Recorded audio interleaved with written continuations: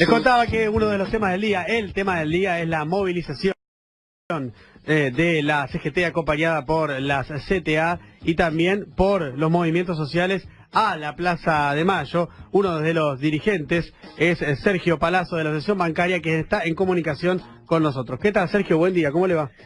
¿Qué tal, Diego? Buen día. Gracias por atendernos. Sergio, ¿cuáles son los motivos principales de la movilización del día de hoy? Bueno, el motivo principal obviamente es pedir cambios en la política económica y de ahí se desprende un no a las reformas laborales que pretende impulsar el gobierno vinculadas a disminuir derechos, un aumento de emergencia a los jubilados y también obviamente lo que estamos reclamando es por mayor empleo ante la caída del empleo y el poder adquisitivo del salario. Uno de los ejes que salió a contrarrestar el gobierno con algunas cifras es el del tema de la caída del empleo. Sergio, hablaba el gobierno, a partir de datos del Sistema Integrado Previsional Argentino, de que en julio 2016, julio de este año, se quedaron 180.000 empleos netos públicos y privados. ¿Ustedes comparten estas cifras? Cuando vos desglosás la cifra de la que habla el gobierno, te vas a dar cuenta de que casi todo el empleo que ellos manifiestan no es privado. Tiene que ver con 25.000 empleos públicos y tiene que ver con casi 80.000 monotributistas que antes tenían un empleo formal y pasaron a la informalidad luego y se inscriben en el monotributo, en algunos casos porque podrán prestar algún servicio, ya no como un empleado con relación de dependencia, sino algún tipo de servicio que puedan vender, pero básicamente lo hacen para preservar una obra social y tener una jubilación el día de mañana. No es que se haya generado empleo, y del empleo privado que se generó, que es poquísimo, más del 90% tiene que ver con empleo de agencias eventuales y con empleo a contrato a plazo fijo, cuando en la Argentina más del 90% es el empleo por tiempo indeterminado. Creo que la cifra que maneja el gobierno es una cifra parcial y que esconde la realidad. O sea que esta cifra que divulga el gobierno para contrarrestar la movilización del día de hoy, ¿ustedes la consideran engañosa? Sí, por supuesto que es engañosa. Acabo de darte referencia que en el mismo archivo donde buscan, díganle a las autoridades de gobierno que busquen estos datos, que lo van a encontrar clarito. Por otro lado, uno de los ejes que usted recién me comentaba, Sergio, tiene que ver con la reforma laboral que viene ya hablando discursivamente el gobierno y que claramente parece que va a impulsar después de octubre. ¿Cuáles son los alcances que prevén ustedes que quiere llevar adelante el gobierno con esta reforma laboral? ¿Cuál es el alcance de esta reforma laboral que quiere llevar el gobierno adelante? Mira, por la expresión de voluntades que han hecho, me parece que si pudieran ir a una reforma similar a la que fue en la República Federativa del Brasil, lo harían. Es una reforma laboral impulsada por capitales poderosos en Brasil. Acá uno mira la solicitada y lo que opinan los grandes empresarios argentinos están en la misma sintonía, y fue una reforma laboral que ha aniquilado el derecho laboral en Brasil y ha devuelto las relaciones laborales previa a la revolución industrial, donde se podía trabajar hasta 12 horas, no tener feriados, los convenios individuales o plurindividuales sobre los convenios colectivos.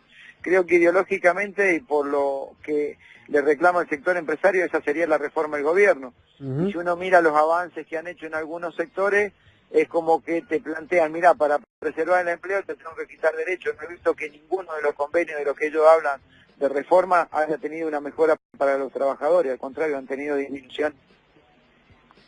¿Sergio? Sí, Perdón, pensé que se había cortado. Sí. En relación a esto que usted nos contaba y yo citaba antes cuando hablaba hace un rato en una columna acerca de justamente lo que se venía con el tema de la reforma laboral, lo que se observa a diferencia de Brasil con la Argentina probablemente es la diferencia de la capacidad, primero el nivel de sindicalización que hay en la Argentina, que es distinto al de Brasil.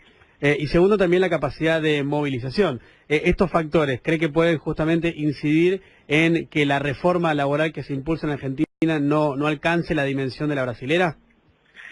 Si existe la voluntad política de los dirigentes, sí. Si entramos en la diáspora de dividirnos, detrás de ver que alguien quede mejor con el gobierno para sacar alguna ventajita sectorial, creo que vamos por mal camino.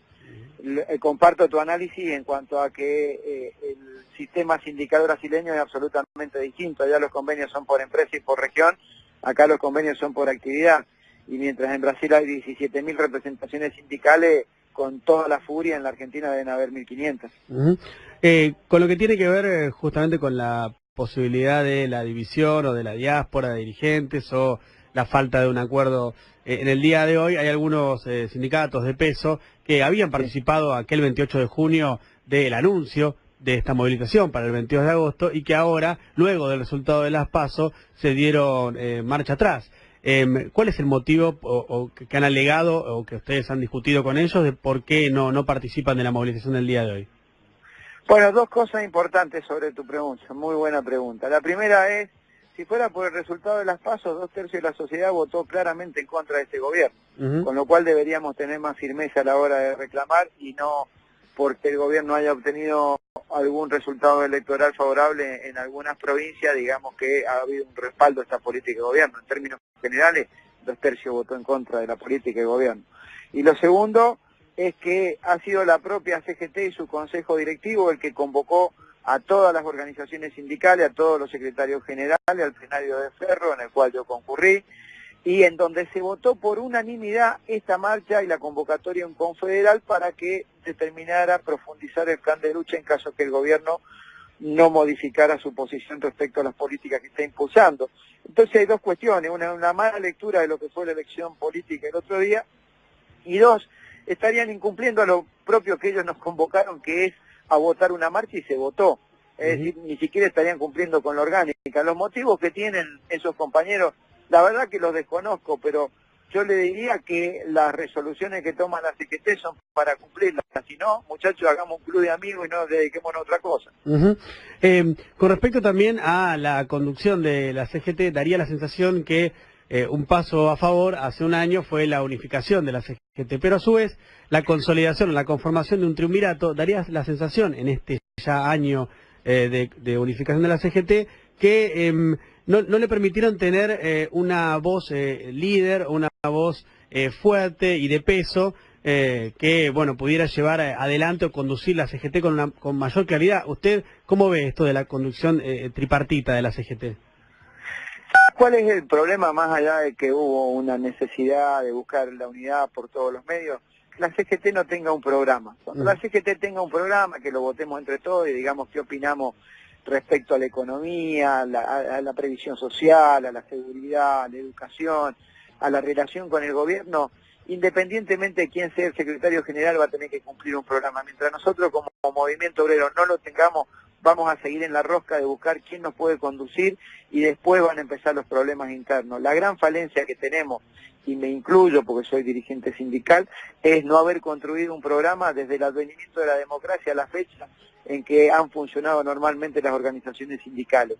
Si no, caemos en esta cuestión de que hay un triunvirato que lógicamente tiene pensamientos distintos, posiciones distintas e intereses distintos, y terminamos en esto de hoy de que votamos una marcha de algunos dirigentes que dicen que no van a ir, estuvieron presentes y no abrieron la boca y votaron a favor de la marcha en el plenario de Ferro. Una de las declaraciones que se escucharon desde que se ratificó la movilización fue la del presidente Mauricio Macri. Dijo, entre otras cuestiones, mi reacción ante la noticia de que la CGT ratificaba la movilización fue de sorpresa. Tuvimos elecciones el domingo último y los argentinos han ratificado esta vocación de cambio y el apoyo a este gobierno. ¿Qué análisis hace usted de estas declaraciones del presidente?